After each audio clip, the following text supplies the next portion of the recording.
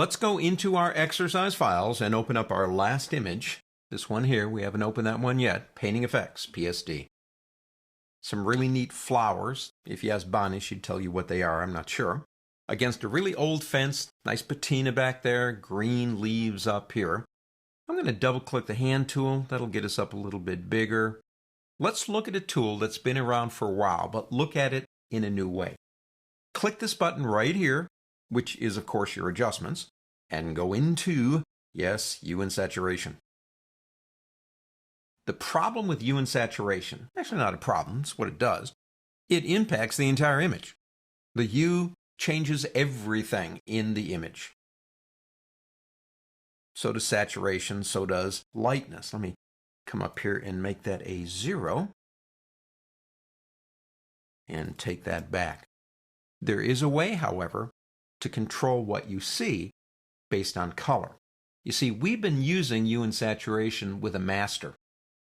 And if I click here, you can choose a particular color.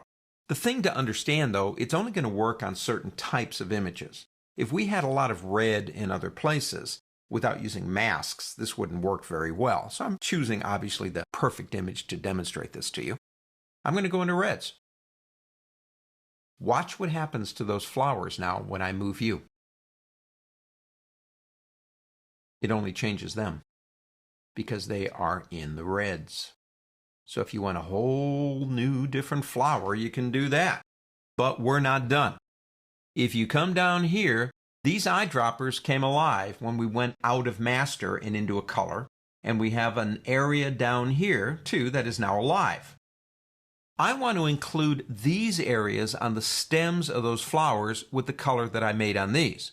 So I'm going to pick up the plus. That means add a color. This one means take away a color. This one means change the color. Pick add. Now if we get down about here and click, see what's happening? It's selecting and choosing those colors and allowing me to change them to bring them into the image along with those reds. If you want to do it a little bit differently, you can come over here and actually work with this. By moving these areas around, you're changing the range of where the color is. But if you've got the right image, hue and saturation, working with specific colors is a really cool way to make a complicated area change color with the click of a button. Although we're done with this chapter, understand that we are only scratching the surface right now on color. But to really understand color, you need good information on channels, curves, levels, blending modes, layers, a lot of things that we are going to cover as we evolve through this lesson set.